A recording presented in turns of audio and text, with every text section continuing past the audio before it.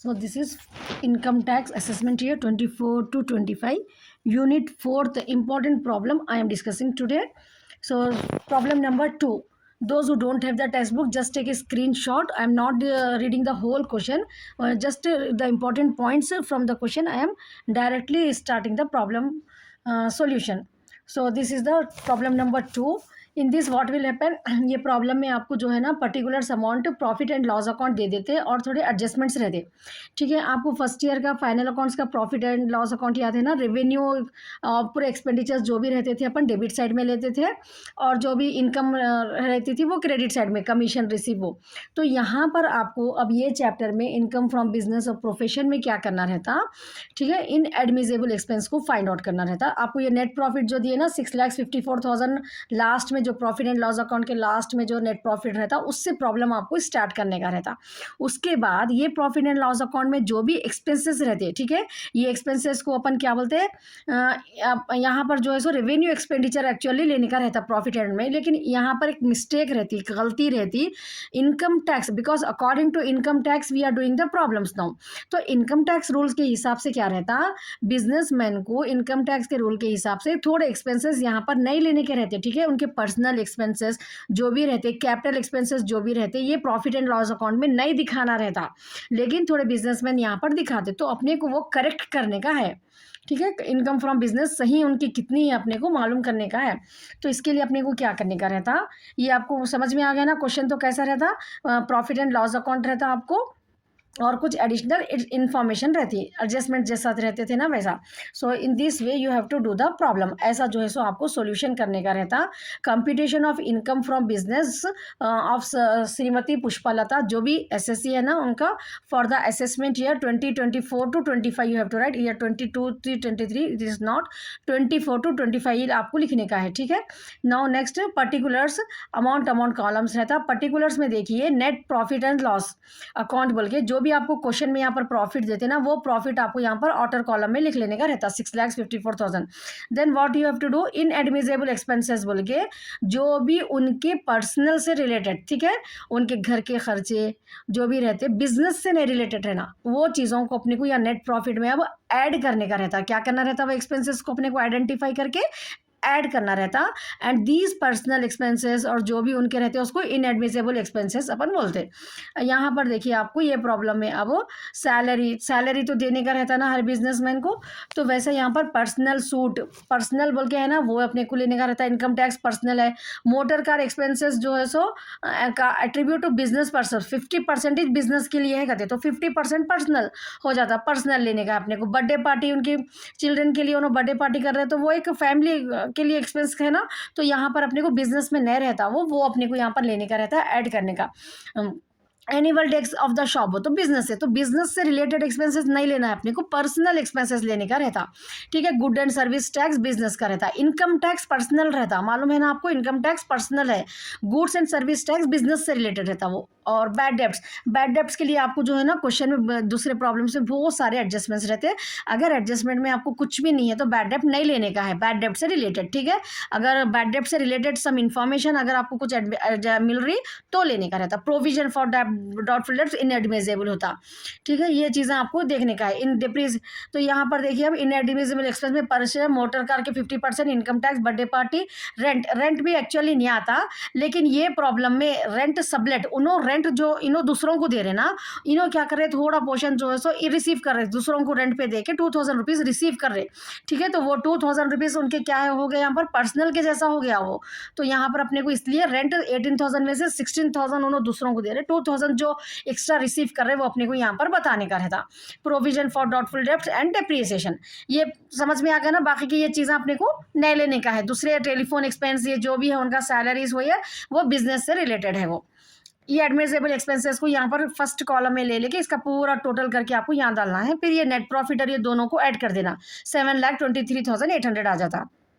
Next ये heading income taxable under other heads. Income taxable under other heads के लिए क्या करना है आपको, क्वेश्चन के क्रेडिट साइड के इनकम्स को देखना है। ठीक है, इनकम में इन्हों क्या करते हैं बिजनेसमैन, दूसरे हेड में जैसा कि अपन कर रहे हैं ना, income from house property, income from salary, income from capital gain, वो चीज़ों को यहाँ पर ला के बिजनेस में उन्होंने मिक्स कर देते, वो चीज़ों को अपने को यहाँ से माइनस करने का है।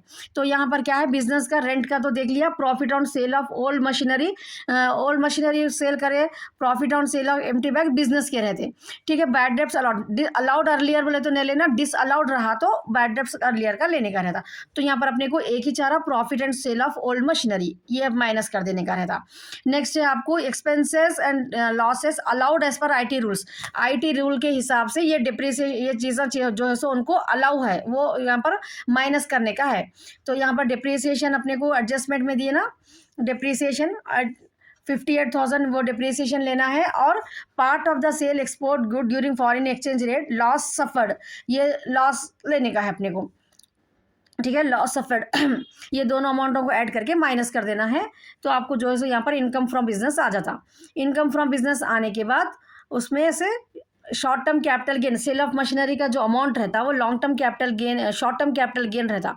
और income from other sources question में दिए 7,54,000, ये हो गई आपकी टोटल इनकम। इसके बाद जो है सो अगर आपको क्वेश्चन में टैक्स लायबिलिटी पूछे तो ओल्ड मेथड न्यू मेथड पूरा आपको यूनिट 1 में के उसमें जो है सो डिस्कस करे ऑलरेडी। तो आपको वो दोनों मेथड्स में भी परफेक्ट रहना। डिफॉल्ट टैक्स रिजिम रहा तो कैसा लेना है, स्लैब रेट का। ठीक है, स्लैब रेट में आपको non senior, senior citizen, super senior citizen के लिए आपको क्या रूल्स है वो आपको थरो होने का है। ठीक है, वो चीज़ें यहाँ पर कर लिए तो आपको पूरे फुल मार्क्स होते। ये प्रोफार्मा कंपलसरी आपको याद रखना है, जो भी आइटम्स दिखे समझ में आ रहे। और आपको मैं हिंट दे रही हूँ, प्रॉफिट एंड लॉस अकाउंट में जो रहता था ना अपने को, वहाँ पर जो आइटम्स लेते थे वहाँ से हटके कुछ नए कुछ दिख रहे आपको तो यहाँ पर लेने का है वो आइटम। ठीक है, अपन प्रोविजन फॉर डाउटफुल डेट्स वहाँ नहीं लेते थे, इनकम टैक्स नहीं आता था अपने को, ऐसे नई चीज़ें अगर आपको कुछ दिख रहे याद आ रहा तो वो चीज़ों को इनएडमिसिबल एक्सपेंसेस बोलते हैं। If not you just what ever the problems I am explaining today, at least उसको तो भी अच्छा प्रैक्टिस कर लिए तो आप आराम से 4th यूनिट जो है सो 12 मार्क्स के लिए आता आपको। और इससे रिलेटेड जो भी मैं बोल रही हूँ आपको इनएडमिसिबल एक्सपेंसेस के बारे में लिख के ये पॉइंट लिख दिया, आपको 4 मार्क्स वहाँ पर भी मिल जा सकते हैं। ठीक है, प्रोफार्मा तो भी आपको डाल देने का रहता। It's clear no.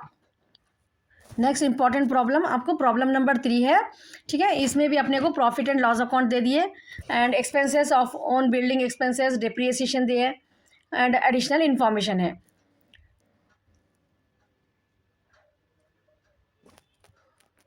So the previous second problem का जो स्लैब रेट है ना, ठीक है, वो अपने को ऐसा करने का रहता है। वो 7,50,000 अप टू 50 लाख नील रहता। Income 2,50,000, tax rate and tax amount nil रहता। 2,50,000 से 5 लाख तक अपने को 5 लाख रुपीज़ जो है सो डिफरेंस देखने का रहता। 5 लाख पे 5% टैक्स रेट रहता। 5 लाख का 12,500।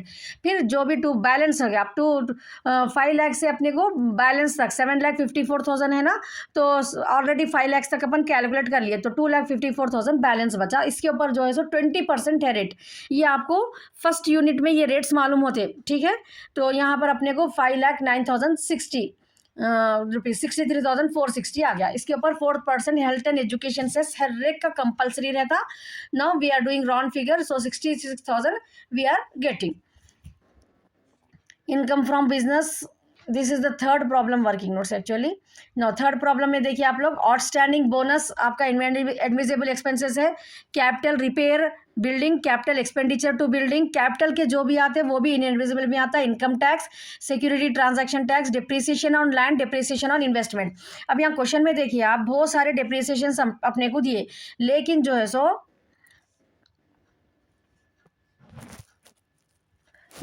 अपने को लैंड पे depreciation on land income tax के रूल के हिसाब से अलाउ नहीं है। मशीनरी के लिए अलाउ है, बिल्डिंग के लिए अलाउ है, फर्नीचर के लिए।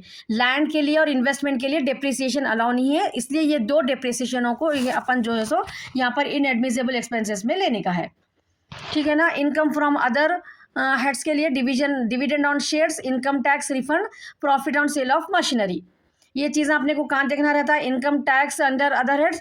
आपके क्वेश्चन में जो है सो क्रेडिट साइड के आइटम्स में रहता है ये, profit on sale of machinery, hire of machinery नहीं आता, ठीक है। डिविडेंड और शेयर्स, इनकम टैक्स रिफंड, ये क्वेश्चन के क्रेडिट साइड के रहते। ये आइटमों को क्या करने का है, आपको माइनस करने का है। यहाँ पर मेन प्रॉब्लम में यहाँ पर ये जो आइटम्स आते हैं ये ले लेके इसमें से माइनस करने का है आपको। उसके बाद अनरिकॉर्डेड इनकम, अनरिकॉर्डेड इनकम कहाँ से आता है, ये एडजस्टमेंट्स में देखने का रहता है आपको, ठीक है। यहाँ पर एडजस्टमेंट में नए रिकॉर्ड करे सो इनकम जो भी रहती वो लेने का है अपने को। तो यहाँ पर अपने को power subsidy of GST 25,000 and power subsidy. उसके बाद deductions as per IT rules, IT rules के हिसाब से क्या क्या रहते हैं, डिप्रिसिएशन ऑन कैपिटल रिपेयर्स, ये कैपिटल एक्सपेंडिचर जो भी रहते हैं ना, कैपिटल यहाँ लिए बाद डिप्रिसिएशन, ये चीज़ प्रॉब्लमों में आपको डिप्रिसिएशन नहीं देते, आपको याद रखना रहता, ठीक है। Capital on repairs 10%, capital on depreciation on capital के एक्सपोज पे 10% रहता, डिप्रिसिएशन ऑन मशीनरी 15% दे दिए। ये प्रॉब्लम में जो है सो 10% सब्सिडी मिल रही, तो 2,80,000 का 10% निकाले तो 28,000, फिर जो अमाउंट आता 2,52,000 उस पर 50%। सेम वैसे डिप्रिसिएशन एनर्जी सेविंग के लिए 10% सब्सिडी मिल रही गवर्नमेंट की तरफ से, तो 3 लाख माइनस 30,000, फिर उसके ऊपर 2,70,000 पे 40%, ये 40% आपको एनर्जी सेविंग के लिए याद रखना रहता, ठीक है। डिप्रिसिएशन का आपको 4 मार्क्स में आंसर आया तो भी आपको ये पॉइंट्स याद करना है। Depreciation on capital repairs, capital expenditure 10%, depreciation on machinery 15% and depreciation on energy saving 40% लेना रहता। ये पूरे अमाउंट्स को ऐड कर लेने के बाद आपको डिडक्ट करे तो इनकम फ्रॉम बिजनेस आंसर आ जाता। It's clear no? Once actually already on my channel in detail I have explained this all the problems, but today I am going so fast, just a quick revision I am doing for the important problems. If you want more explanation in detail, so what you have to do, go to the playlist of this channel, there you type it unit for income from business and profession, you will get the all problems, all the textbook problems except a few you will get there, and you can watch it if you want more clear explanation. If you are understanding here in this quick revision, then that is sufficient for you. So now let's move to the next important problem, fourth problem. Again profit and loss account is given and salaries, proprietor salary, personal expenses को अपने को क्या है यहाँ पर लेने का रहता, तो उसको अपन टिक डाल लेना। जनरल इंश्योरेंस, बैड डेब्ट्स, ये बिजनेस से रिलेटेड रहते। Provision for bad debts inadmissible है, तो जो मैं प्रॉब्लमों में आपको इनएडमिसिबल के जो सॉल्यूशंस में बता रही हूँ उसको याद कर लेके वो टाइप से जो प्रॉब्लम आता आपको वैसा आपको सॉल्व करने का है, ठीक है। Rent, discount, interest on loan, annual licence fee, पूरे बिजनेस है। Income tax and interest on capital, capital बोले तो बिजनेसमैन के पर्सनल रहता ना, तो अपने को यहाँ पर 4 चीज़ें ये लेने का है इनएडमिसिबल में।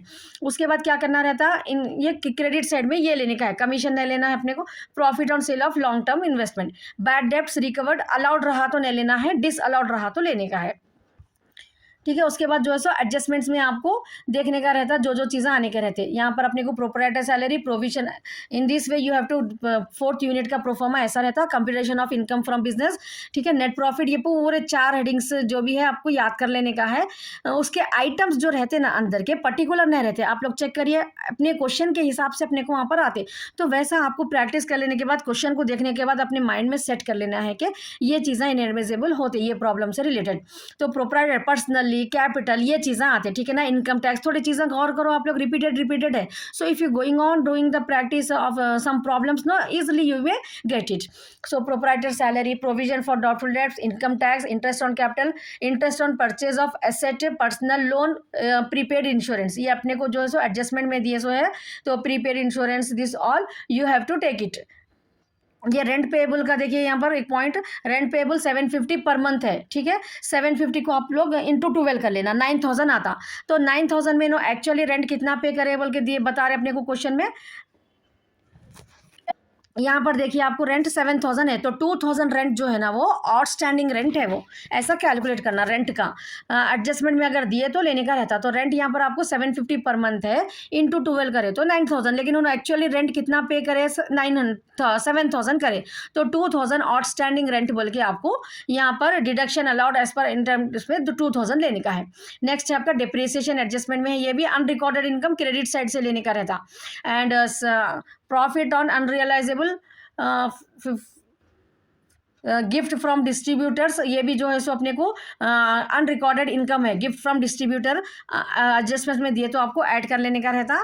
Then after unrecorded income, 4 headings रहते हैं, inadmissible, income from other heads and deductions allowed as per IT rules and unrecorded income. ठीक है, अनरिकॉर्डेड इनकम को ऐड कर लेने के बाद आपको आंसर आ जाता।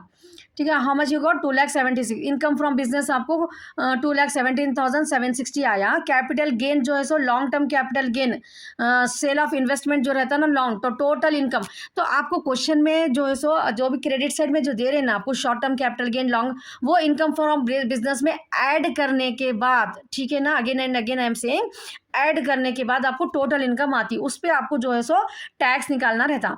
तो यहाँ पर लॉन्ग टर्म कैपिटल गेन का फ्लैट 22% रहता। ठीक है, तो इनकम फ्रॉम बिजनेस अपने को यहाँ पर नील आया, क्योंकि बेसिक एग्जाम्पशंस 2,50,000 रहता ना, यहाँ पर टोटल इनकम इज इनकी 2,39,000 हो रही, तो इसलिए यहाँ पर अपने को इनकम फ्रॉम बिजनेस नील है। और लॉन्ग टर्म कैपिटल गेन का कितना रहता, फ्लैट 20% रहता। सो उसके ऊपर tax rebate 82 under section is 4,400 fully amount taxable, 12,400 रहता है ये रिबेट अंडर 87 है, और लेस जो भी अमाउंट अपने को है 4,400, तो 4,400 अपने को यहाँ पर लेस है। सो यहाँ पर जो है सो टैक्स लायबिलिटी ये प्रॉब्लम में जो है सो नील आ रही। ठीक है ना, ऐसा आपको इस प्रॉब्लम की जो है सो बेसिक टैक्स लायबिलिटी भी जो है सो परफेक्ट होना है, otherwise you will lose some marks. Not all the problem will be gone wrong. Regarding income from business, if suppose 12 marks problem is there, no, 8 marks will be given to you for that. 4 marks you will get for the pro forma only, whether you do the correct or wrong. If you draw the pro forma correctly, you will get the marks. So this is the scoring chapter. If you practice, it is easy also, and if you get be perfect in the tax liability, 12 out of 12 also you can get it. Now next problem is,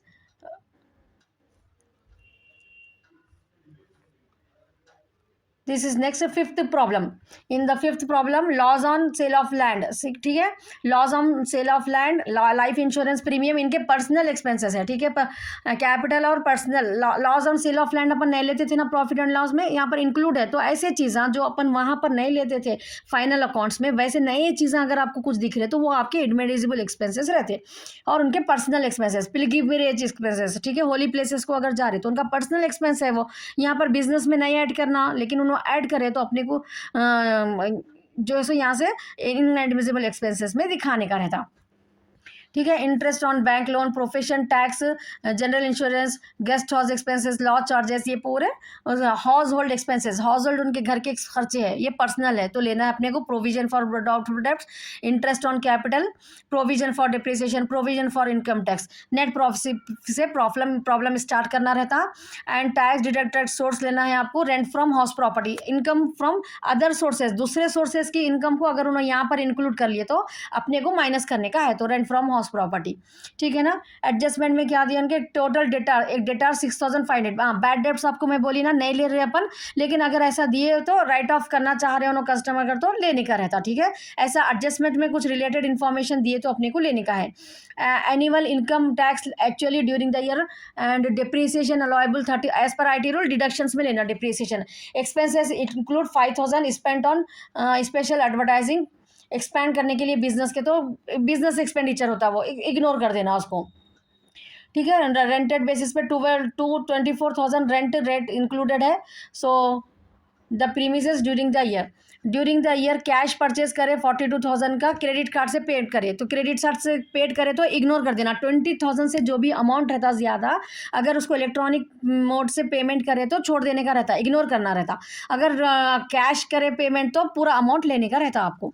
ठीक है, ये चीज़ें आपको याद रखने का है। So in this problem computation of Shri Kamal Kishore 24 to 25 assessment year डालना है आपको। Net profit and inadmissible expenses पूरे, रेंट एंड टैक्सेस, जो भी अभी बताई ना मैं आपको, interest on capital, income tax, ये पूरे ले लेना है। Rent from house property and deduction में bad debts and depreciation, bad debts adjustment में दिया इसलिए ले रहे अपन। और TDS interest on securities, unrecorded income है एडजस्टमेंट में, वो अपने को यहाँ पर ऐड करना। सॉरी, इसमें profit and loss credit side में जो है ना 1050 ब्रैकेट में, वो लास्ट में आपको ऐड कर देना है, इनकम फ्रॉम बिजनेस आ जाता। टैक्स लायबिलिटी नहीं पूछे आपको तो no problem, don't calculate, question को अच्छा केयरफुली पढ़ो। अगर टैक्स लायबिलिटी पूछे तो करना है आपको, नहीं पूछे तो नहीं करना है। ठीक है ना, नेक्स्ट प्रॉब्लम है आपको इंपॉर्टेंट प्रॉब्लम यहाँ पर 8th प्रॉब्लम। तो 8 प्रॉब्लम में भी देखिए यहाँ पर सैलरी टू स्टाफ, बिजनेस है, welfare, good service tax, general expenses, bad debts not recovered, recovery के लिए कुछ अगर नहीं करे तो लेने का है। एडजस्टमेंट में दिए देखिए third adjustment, for recovery of the amount due from debtors the assessee has not put any effort नहीं करेगा तो ये बैड डेट्स अपने को लेने का है। रिजर्व फॉर डॉट फ्लैट देना है। Interest to Krishna Kumar capital, personal expense है ना वो लेना है। And expenditure on acquisition of copyright, no hobby, ये इंटेंजिबल एसेट्स है। Loss on share of shares, provision from IT, ये चीज़ें जो है सो आपको इनएडमिसिबल में लेने का है। ठीक है। इनकम फ्रॉम अदर सोर्सेस में profit on sale of land, ये एक ही आता। या नेक्स्ट आपके एडजस्टमेंट्स में सैलरी टू स्टाफ, रिलेटिव्स को दे दिए गए थे, रिलेटिव्स को दे रहे तो यहाँ पर अपने को पर्सनल हो जाता वो। Advertisement expenses include 10,300 being cost of 15। Advertisement expense business से रिलेटेड है, कौन सा भी ब्रीफ केस रहने दो, कुछ भी रहने दो, बिजनेस से रिलेटेड है, इग्नोर कर देना। फॉर रिकवरी अब भी देख लिया अपन, written down value of machinery 15%, depreciation, ये प्रॉब्लम में आपको रेट दिए तो डायरेक्ट आपको कैलकुलेट करना है। यहाँ पर फिफ्थ एडजस्टमेंट नहीं लेना है अपने को, क्योंकि बुक वैल्यू 30,000 है, उन्होंने 42,000 में सेल करे, तो बुक वैल्यू कम है, अगर सेल वैल्यू ज़्यादा है तो इग्नोर कर देना है। तो ये चैप्टर में आपको मेन चीज़ें ये जो मैं बोल रही हूँ आपको ये लेना है, ये नहीं लेना है, इसके ऊपर अगर आप कॉन्सेंट्रेशन करें, ठीक है, इसको नोट डाउन कर लो अपनी बुक में, again and again you watch this point so that you can easily attempt the paper. ठीक है, आपको ये जो मैं बोल रही हूँ वो चीज़ें आपको मेन, अगर ये प्रॉब्लम ये चैप्टर के याद कर लिया आप तो ये चैप्टर ईजी हो जाता। ठीक है, ये चीज़ें नहीं लेना है, ये चीज़ें ऐसा लेना है, जो मैं बोल रही हूँ ना आपको एक्सप्लेन करते जब, वो पॉइंट्स हमको नोट कर लो आप लोग आपकी हैंडराइटिंग में, आपकी बुक में जो है सो वो पॉइंट को नोट कर लो, वीडियो को पॉज करके, and refer those points again and again, so you will be perfect in the 4th unit. No copyright का ये क्या है अपने को, एसेट है ये 2 मंथ्स, यहाँ पर भी देखिए 2 मंथ्स के लिए यूज़ करें तो कोई भी एसेट्स इंटेंजिबल एसेट 6 मंथ्स से कम यूज़ करें तो उसका 50% अमाउंट जो है सो लेने का रहता है, ये रूल है आईटी का। आउटस्टैंडिंग सैलरी डिडक्शन में आता, refund from goods and services unrecorded income में लेने का है। ठीक है ना, समझ में आ गया क्वेश्चन आपको। अब देखिए इसका answer, computation of Kishore Kumar for the assessment year 24 to 25, net profit से शुरू करना रहता problem, inadmissible expense, bad debts not recorded, reserve for bad debts, interest on Krishna, जो भी अभी बताई ना मैं आपको टिक, वो पूरे यहाँ पर ले लेने का रहता। ये अमाउंट को ऐड करके यहाँ पर नेट प्रॉफिट में ऐड कर लिए तो अपने को 6,13,000 आ गया। उसके बाद income taxable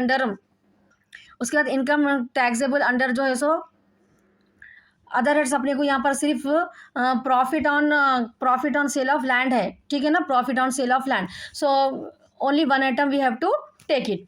now deduction, next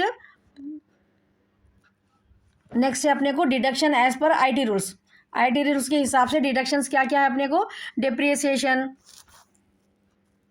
depreciation on machinery है ना 15%, वो ले लेने का है अपने को 5,10,000 पे 15%। एंड डिप्रिसिएशन ऑन कॉपीराइट का बोली ना मैं आपको, लेस देन 6 मंथ्स यूज़ कर रहे तो उसका 15%, पहले 25% निकाल लेना है, उसके बाद जो है सो, एंड ये भी आपको परसेंटेज याद रखना है, डिप्रिसिएशन मशीनरी तो 15, कॉपीराइट और नो हाउ का 25% रहता। ठीक है, 25% इंटेंजिबल एसेट्स को, ये दोनों को ऐड कर लिए तो 1,85,000 आ रहा, उसका 25% निकाल के जितना भी आ रहा उसका 50%, ये 15% क्यों ले रहे हैं अपन, क्योंकि intangible assets less than 6 months use करे बोल के अपन ये ले रहे।